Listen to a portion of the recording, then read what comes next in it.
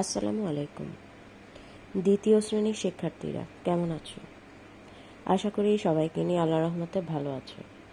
তো মেয়েরা, আমরা ভাগ অঙ্ক করছিলাম। আজকে আমি তোমাদের বইয়ের পৃষ্ঠা 72, হ্যাঁ, ওখান থেকে কিছু ভাগ অঙ্ক তোমাদেরকে করে দেখাবো। আমি আশা করি তোমরা বাসায় এগুলো খুব ভালোভাবে প্র্যাকটিস করবে। আর আমরা তো অবশ্যই নতুন ক্লাসে আগামী বছর উঠবো, হ্যাঁ, তখন যাতে কোনো সমস্যা না হয়। আচ্ছা, পৃষ্ঠা 72 দেখো, এই যে ভাগগুলো আছে, ছোট ছোট ভাগ, খুব সোজা সোজা। তবে ভাগ অঙ্ক করার ক্ষেত্রে আমি আগেই বলেছিলাম প্রথমে কী মনে রাখতে হবে, নামতা। আমরা যদি নামতা মনে না রাখি তাহলে কিন্তু আমরা ভাগ অঙ্ক করতে পারবো না। ফার্স্টে আমরা এখান থেকে কটা ভাগ করব আমি করে রেখেছি, তোমাদেরকে আমি বুঝিয়ে দিচ্ছি। 8/2। আচ্ছা, এখানে তোমার ফার্স্টে মনে রাখতে হবে যে কোন ঘরের নামতা পড়ব। এক্ষেত্রে এটা হচ্ছে ভাজক আর এটা হচ্ছে ভাজ্য। ভাজক, তাহলে ভাজক যে তার ঘরের নামতাটা পড়তে হবে।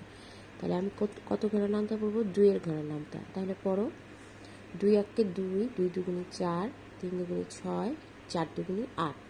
তাহলে আমি 8 কতবারে পেলাম? 4 বারে। তাহলে এই যে উত্তর লিখে দিলাম 4। তাহলে শেষ। 9/3। তাহলে আমি কিসের ঘরের নামতা পড়বো? 9-এর ঘরে। 3 অক্কে 3, 3 দুগুণে 6, 3 তিরিকে 9। দেখো 3 বার গেল। 12/2। কিসের ঘরে নামতা পড়বো? 2-এর ঘরে। 2 অক্কে 2, 2 দুগুণে 4, 3 দুগুণে 6, 4 দুগুণে 8, 5 দুগুণে 10, 6 দুগুণে 12। তাহলে আমার 12 কতবারে মিলল? 6 বারে। তাহলে ভাগফল হচ্ছে 6। 21/3। 3-এর ঘরে নামতা পড়ো। 3 অক্কে 3, 3 দুগুণে 6, 3 তিরিকে 9, 3 চারা 12, 3 পাঁচা 15, 3 6 18, 3 7 21। তাহলে কয়বার কলমেরা? 7 বার। দেখো 7 বার। সবচেয়ে বড় কথা হচ্ছে আমাদের নামতাটা মনে রাখতে হবে। 42/7। তাহলে আবারও পড়ো। 7 অক্কে 7, 7 দুগুণে 14, 3 7 21, 4 7 28, 5 7 35, 6 7 42। তাহলে কয়বার গেল? 6 বার। 35/5। 5 অক্কে 5, 5 দুগুণে 10, 3 পাঁচা 15, 4 পাঁচা 20, 5 পাঁচা 25, 5 6 30, 5 7 35। 7 বার গেল। তাহলে আমি লিখবো 7। 28/4। 4 ঘরের নামটা পড়ছি। 4 অক্কে 4, 4 দুগুণে 8, 3 চারা 12, 4 চারা 16, 4 পাঁচা 20, 4 6 24, 4 7 28। এই যে 4 7 28। 63/9। কিসের ঘরের নামটা পড়বো? 7। 7 অক্কে 7, 7 দুগুণে 14, 3 7 21, 4 7 28, 5 7 35, 6 7 42, 7 7 49, 7 8 56, 7 9 63। কয়বার গেল পেলাম? এই যে 63। 9 বারে আমি 63 পেলাম। আচ্ছা, এখানে আমি 8টা অঙ্ক করালাম, বাকি 4টা অঙ্ক তোমরা বাসায় করে ফেলবে, যে অঙ্কগুলো বাদ আছে। এবারে আসো 2 নম্বর অঙ্কে। এখানেও কিন্তু ভাগ, হ্যাঁ, এই দেখো এখানেও হচ্ছে ভাগ অঙ্ক।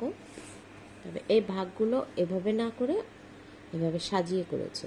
তাহলে এক্ষেত্রে ভাজক হচ্ছে 2, ভাজ্য হচ্ছে 6, আর যেটা আমি পাবো সেটা হচ্ছে ভাগফল 2/6। তাহলে কি নামটা পড়ো। 2 অক্কে 2, 2 দুগুণে 4, 3 দুগুণে 6। কয়বার গেল মেয়েরা? 3 বার। এই যে 3 বার। এখানে আমি সব অঙ্ক করিনি, 3 নম্বর অঙ্কটা করেছি। 6/18। ভাজক হচ্ছে 6। 6 ঘরের নামটা পড়ছি। 6কে 6, 6 দুগুণে 12, 3 6 18। তাহলে এখানে 3 লিখলাম আর এখানে 18 লিখলাম। 18 থেকে 18 গেলে 0, ভাগশেষ নেই। 8 নম্বর। 5/40। 5 অক্কে 5, 5 দুগুণে 10, 3 পাঁচা 15, 4 পাঁচা 20, 5 পাঁচা 25, 5 6 30, 5 7 35, 5 8 40। 8 বার গেল। তাহলে 5 8 40। বসালাম 40, 40 থেকে 40 গেলে 0 থাকে, কোনো ভাগশেষ নেই। 10 নম্বর 4 ভাগ 20, 4 ঘরের নামতা পড়ো। 4 একে 4, 4 দুগুণে 8, 3 4 12, 4 4 16, 4 5 20। তাহলে মেয়েরা 5 বার গেল, 20 থেকে 20 গেলে 0। 12 নম্বর 8 ভাগ 72, 8 ঘরের নামতা।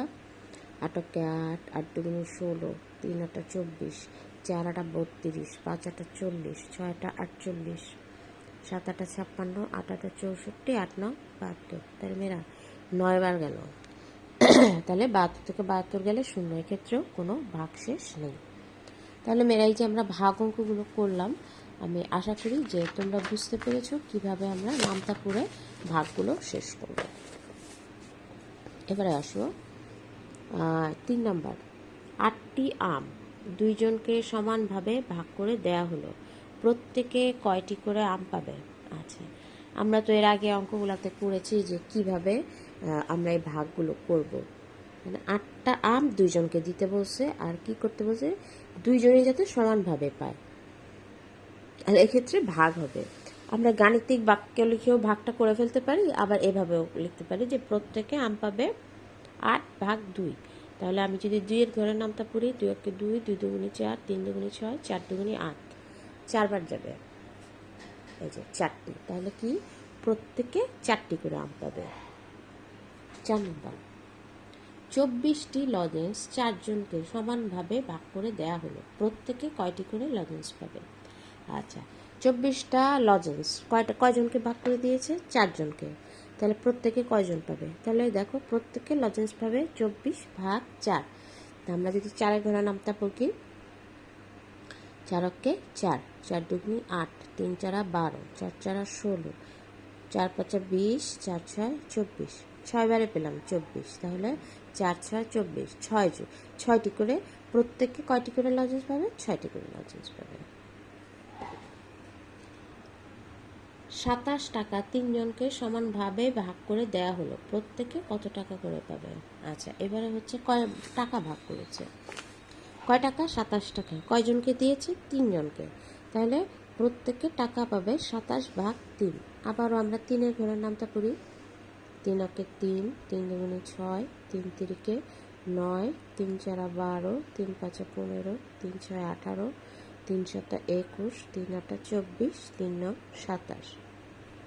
তাহলে 9 বারে আমি 27 পেলাম, তাহলে এখানে বসালাম 9, আর প্রত্যেকে কয় টাকা করে পাবে? 9 টাকা করে পাবে। 6 নম্বর একটি বেঞ্চে 5 জন বসে, 45 জনের জন্য কয়টি বেঞ্চের প্রয়োজন? আচ্ছা, মানে একটা ক্লাসে 45 জন বাচ্চা আছে, একটা বেঞ্চে কয়জন করে বসে? 5 জন করে বসে। তাহলে 45 জনের জন্য কয়টা বেঞ্চ লাগবে? মেয়েরা তোমরা এটা সরাসরি 45 ভাগ 9 লিখতে পারো, আবার এভাবেও সাজিয়ে লিখতে পারো। 5 জন বসে একটি বেঞ্চে, সুতরাং 45 জন বসে 45 ভাগ 5। তাহলে 5 এর ঘরের নামটা পড়ো, 5 একে 5, 5 দুগুণে 10, 3 5 15, 4 5 20, 5 5 25, 5 6 30, 5 7 35, 5 8 40, 5 9 45। তাহলে মেয়েরা 9 বার গেল, তাহলে আমি উত্তরে হবে 45 জনের জন্য 9টি বেঞ্চ লাগবে। একজন লোক 32 টাকা দিয়ে কিছু ডিম কিনলেন, যদি একটি ডিমের দাম 4 টাকা হয়, তবে এই লোক কয়টি ডিম কিনেছে? আচ্ছা, লোকটা 32 টাকা দিয়ে কিছু ডিম কিনছে, এখন কয়টা ডিম কিনছে আমি জানি না, এখানে একটা ক্লু দেওয়া আছে যে একটা ডিমের দাম হচ্ছে 4 টাকা, মানে 32 টাকায় সে কয়টা ডিম কিনেছে। তো যেহেতু ভাগ অঙ্ক, সেহেতু আমরা কিন্তু 32 ভাগ 4 সরাসরি করে ফেলতে পারি, এটা তোমার ইচ্ছা। আবার এভাবেও লিখতে পারো যে 4 টাকায় কিনে একটি ডিম, মানে একটা ডিমের দাম 4 টাকা। আচ্ছা, তাহলে 32 টাকায় কিনে 32 ভাগ 4 এতটি ডিম। তাহলে 4 ঘরের নামটা পড়ো, 4 একে 4, 4 দুগুণে 8, 3 4 12, 4 4 16, 4 5 20, 4 6 24, 4 7 28, 4 8 32। তাহলে 8টি, আমি 8 বারে 32 পেলাম, তাহলে 32 টাকায় সে 8টা ডিম কিনছে। প্রত্যেক দলে 8 জন করে শিক্ষার্থী নিয়ে শিক্ষার্থী নিয়ে দল গঠন করা হলো। যদি 72 জন শিক্ষার্থী থাকে তবে কয়টি দল হবে? আচ্ছা, মানে এক দল গঠন করা হয়েছে, প্রত্যেক দলে আছে 8 জন। তো আমার শিক্ষার্থী হয়েছে 72 জন, তাহলে 72 জনে তোমার কয়টা দল এরূপ গঠন করা যাবে? তো আমরা যেহেতু ভাগে চ্যাপ্টার করছি তাহলে তোমরা বুঝতেই পারছো এটাও ভাগ হবে। দল হবে 72 ভাগ 8, 72টা মানে 72 জন শিক্ষার্থী আছে আর প্রত্যেক দলে আছে 8 জন করে। তাহলে কয়টা দল গঠন হবে? তাহলে 8 ঘরের নামটা পড়ো।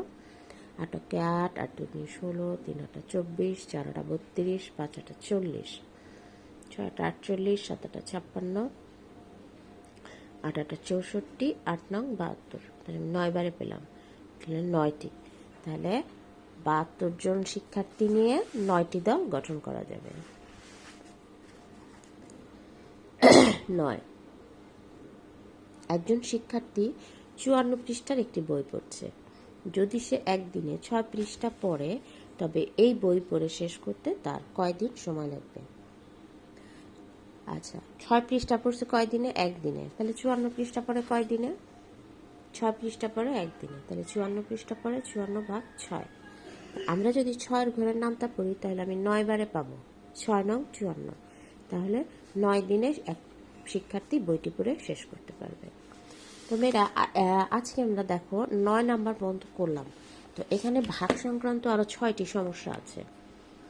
একটি ঝুড়িতে 10টি আম আছে, 5টি ঝুড়িতে কতগুলো আম আছে? আচ্ছা, এখানে বলা হয়েছে যে যথাযথ পদ্ধতি অনুসরণ করে সমস্যাগুলো সমাধান করো। এটা তুমি এই পর্যন্ত গুণ ভাগ যোগ যা করছো তার উপরে যে এইখানে কিছু অঙ্কগুলো করে দেওয়া আছে। একটি ঝুড়িতে 10টি আম আছে, তাহলে 5টি ঝুড়িতে কতগুলো আম আছে? এটা কিন্তু মেয়েরা হবে না, ভাগ হবে না, এটা কি হয়ে যাবে? গুণ হয়ে যাবে। মনে রাখবা, যখনই একটা ঝুড়িতে চাবে তখন একটা কিছু চাবে, সেটা হবে ভাগ, কিন্তু একটার বেশি চাইলে সেটা হবে গুণ। এখানে 5টা ঝুড়িতে কয়টা আম আছে সেগুলো চেয়েছে। তাহলে একটি ঝুড়িতে কয়টি আম আছে? 10টি আম। তাহলে 5টি ঝুড়িতে কতগুলো আম আছে? কি হবে? ভাগ, গুণ হয়ে যাবে। আমি সরাসরি করে ফেলি। 5টি ঝুড়িতে আম আছে 10 পূরণ 5টি, 5 10 50টি, তাহলে উত্তর 50টি। আচ্ছা, এবার 2 নম্বরে দেখো, একজন লোক 10টি আম কিনলেন এবং 5 জন শিশুকে সমানভাবে ভাগ করে দিলেন। প্রত্যেক শিশু কয়টি করে আম পাবে? আচ্ছা, তাহলে মেয়েরা এখানে কি দেখো, এটা কিন্তু ভাগ অঙ্ক বোঝাই যাচ্ছে যে ভাগ করে দিয়েছে। প্রত্যেক মানে একজন শিশু কয়টা করে আম পাবে? তাই যেহেতু একজন শিশু চেয়েছে, তাহলে কি হবে মেয়েরা? এটা ভাগ হয়ে যাবে। এভাবে এটা হচ্ছে তোমাদেরকে বোঝানোর জন্য, মানে গুণ ভাগ এগুলো একসাথে দেওয়া হয়েছে, আমাদেরকে এই জন্য বুঝে বুঝে করতে হবে। তাহলে দেখো, প্রত্যেক শিশু আম পাবে। মোট আম কয়টা? 10টা ভাগ 5, তাহলে 5 দুগুণে 10। তাহলে উত্তর কয়টি আম পাবে? 2টি আম পাবে। আচ্ছা, এবার 3 নাম্বার। একটি শ্রেণীকক্ষে 12টি বেঞ্চ আছে, দুটি শিক্ষার্থীরা 6টি বেঞ্চে বসে, তবে কতগুলো বেঞ্চ অব্যবহৃত থাকবে? আচ্ছা, এটা আবার কিরকম দেখো, একটা ক্লাসে তোমার 12টা বেঞ্চ আছে না, দাঁড়ো 3 নম্বর হচ্ছে, একটি শ্রেণীকক্ষে 24 জন শিক্ষার্থী আছে, যদি একটি বেঞ্চে 4 জন শিক্ষার্থী বসে তবে ওই শ্রেণীতে কয়টি বেঞ্চ লাগবে? মেয়েরা খেয়াল করো, এই যে দেখো ঠিক এই অঙ্কটা, একটি বেঞ্চে 5 জন বসে, 45 জনের জন্য কয়টি বেঞ্চ প্রয়োজন? তাহলে দেখো ঠিক এই অঙ্কটা আমি কি করব? তাহলে ভাগ করে দিব। 24 জন আছে, একটা বেঞ্চে 4 জন শিক্ষার্থী বসে, তাহলে কয়টি বেঞ্চ লাগবে? তাহলে এটা কি হয়ে যাবে? ভাগ হয়ে যাবে। তাহলে দেখো, বেঞ্চ লাগবে 24 ভাগ 4, সমান সমান 4 6 24, 6টি। উত্তর 6টি।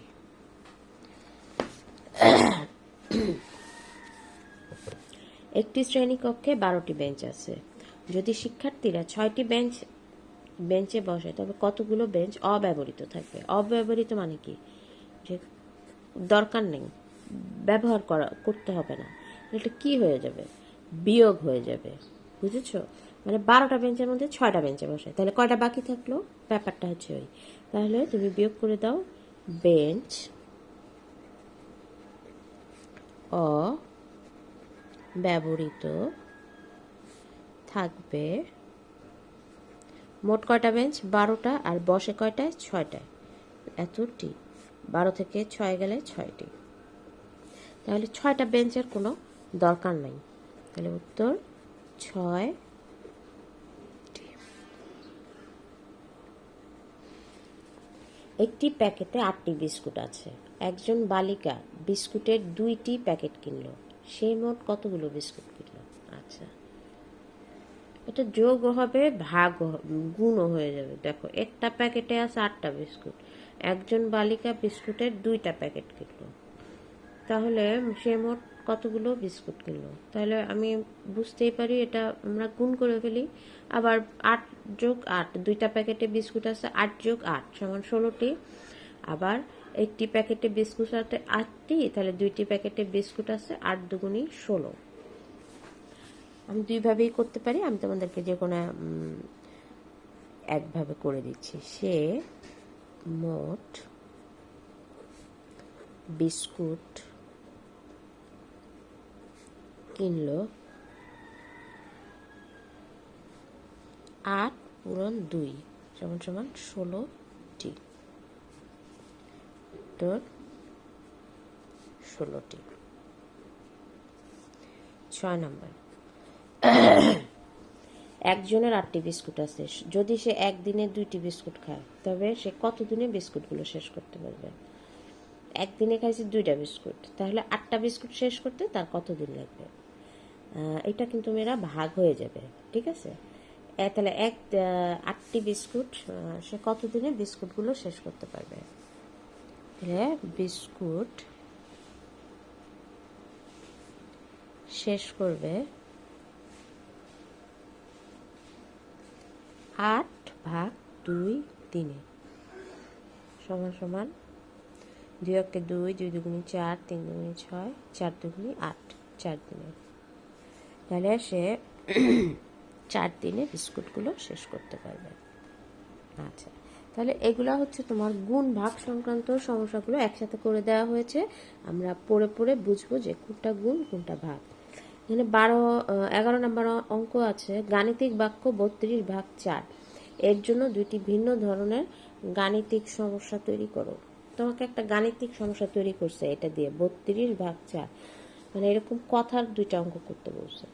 তাহলে আমরা লিখতে পারি যে 32টি লজেন্স 4 জনের মধ্যে কিভাবে ভাগ করে দেওয়া যাবে। হতে পারে তুমি তোমার ইচ্ছা মতো দিবা। আবার 32 টাকা 4 জনকে সমানভাবে দিলে প্রত্যেকে কত টাকা করে পাবে। আচ্ছা, এটা আমি আর করলাম না, এটা তোমরা নিজেরা নিজেদের মতো একটা গাণিতিক সমস্যা তৈরি করে নিবে। তো মেয়েরা, আজকে তোমাদের বার্ষিক পরীক্ষার সিলেবাসে এই ছিল ভাগ সংক্রান্ত সমস্যাগুলো। আমি আশা করি যে তোমরা ভাগ অঙ্ক বুঝতে পেরেছো যে কিভাবে করব। তোমরা অবশ্যই বুঝেছো যে আমাদের নামতাটা অবশ্যই নির্ভুলভাবে শিখতে হবে, তাহলে কিন্তু আমরা ভাগ অঙ্কগুলো খুব সুন্দরভাবে নির্ভুলভাবে করতে পারবো। আমরা নেক্সট ক্লাসে টাকা পয়সা সংক্রান্ত অঙ্কগুলো করব। কালকে তোমাদের সাথে ইনশাল্লাহ কথা হবে বেঁচে থাকলে। তো আজকে এ পর্যন্তই। আল্লাহ হাফেজ।